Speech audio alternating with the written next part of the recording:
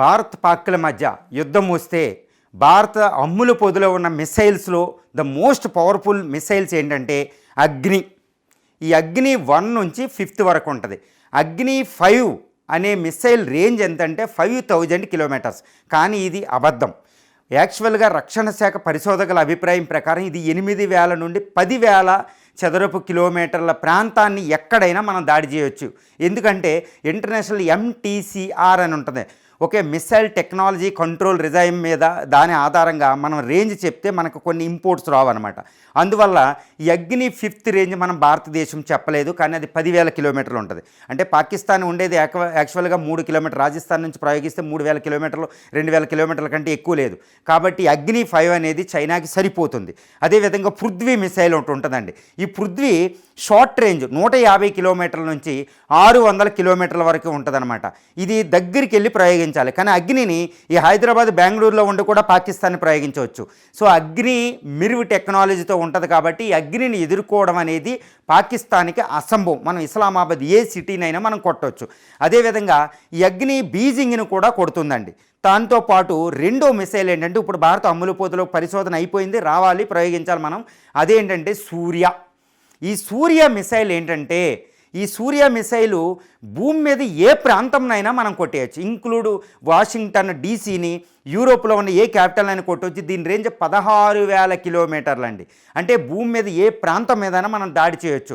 అది సూర్య మిసైల్ రెడీగా ఉంది. ఇది చైనాని టార్గెటెడ్గా మనకు వస్తుందన్నమాట. ఎందుకంటే ప్రపంచంలో సూపర్ పవర్ అయిపోయిన తర్వాత భూమి మీద ఏ ప్రాంతాన్నైనా కొట్టే మిసైల్ మనకు వస్తుంది. అది సూర్య మిసైల్. దీంతోపాటు ఇంకా కొన్ని మిసైల్ బ్రహ్మోస్. ఈ బ్రహ్మోస్ మిసైల్ క్రూయిజ్ మిసైల్. ఇదేంటంటే క్రూయిజ్ అంటే ఏమి లేదండి, మనకి బాలిస్టిక్ మిసైల్, క్రూయిజ్ అంటే బాలిస్టిక్ అంటే భూమిని వాతావరణంలోంచి అంతరిక్షంలోకి వెళ్ళి అంతరిక్షం నుంచి తిరిగి భూమి మీదకి వస్తుంది. వేరే క్రూయిజ్ మిసైల్ అంటే కేవలం భూ వాతావరణంలోనే వెళుతుందనమాట.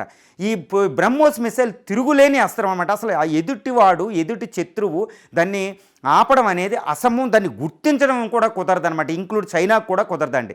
ఇది భూమి మీద 2-3 మీటర్ల ఎత్తులో వెళ్తుందన్నమాట జిగ్జాగ్గా. కాబట్టి దాన్ని రాడార్లు పసిగట్టలేవు. ఇది బ్రహ్మోస్ మిసైల్. తర్వాత బ్రహ్మోస్ ఏంటంటే ఈ మిసైల్ యొక్క స్పీడ్ ఇంపార్టెంట్ అండి. ఈ స్పీడ్ ఏంటంటే మ్యాక్, ధ్వని వేగం కంటే 3 రెట్ల వేగంతో ప్రయాణిస్తుంది బ్రహ్మోస్, అది ఎక్కువ. తర్వాత సూర్య అగ్ని ఏంటంటే ఒక్కసారి అంతరిక్షంలోకి వెళ్ళాక మ్యాక్ 10 స్పీడ్తో ప్రయాణిస్తాయి. అందువల్ల దాన్ని ఆపడం అసంభవం అనమాట. ఈ విధంగా భారత్ చైనాలు ఒకేసారి కలిసి మన దేశం మీదకి అటాక్ చేసినా భారత్ దాన్ని ధీటుగా ఎదుర్కొనే మిసైల్స్ ఏంటంటే పృథ్వీ, అగ్ని, అదేవిధంగా సూర్య మిసైల్. సో 1983లో మన భారతదేశం ఏంటంటే అప్పుడు ఇందిరాగాంధీ ప్రైమ్ మినిస్టర్గా ఉన్నప్పుడు అబ్దుల్ కలాం గారిని పిలిచి ఒక అద్భుతమైన ఒక ప్రాజెక్ట్ చేశారన్నమాట. దాన్ని ఏమిటంటే integrated guided missile development program. దానిలో భాగంగా 6 మిసైల్స్ని మన హైదరాబాదులో DRDO అదేవిధంగా BDL తయారు చేస్తాయి, భారత డైనమిక్స్ లిమిటెడ్ తయారు చేస్తాయి అనమాట. ఈ మిసైల్స్ పేర్లు అంటే అగ్ని, నాగ్, త్రిశూల్, పృథ్వీ, అదేవిధంగా అగ్ని.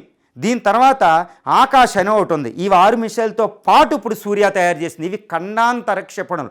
ఖండ అంతర అంటే ఏ ఖండం మీదకైనా వెళుతుంది కాబట్టి ఖండాంతర అంటారు. Inter continental ballistic missile, cruise missile. ఇప్పుడు అదేవిధంగా హైపర్సోనిక్ మిసైల్. ఈ ఇండియా పాకిస్తాన్ వివాదం జరిగేటప్పుడే ఒక 10 రోజుల క్రితం భారతదేశం ఒకటి ప్రయోగించింది, అది స్క్రామ్ జెట్ ఇంజన్. ఆ స్క్రామ్ జెట్ ఇంజిన్ సక్సెస్ అయింది. ఈ విజయంతో భారతదేశం హైపర్సోనిక్ మిసైల్స్ కూడా తయారు చేసింది.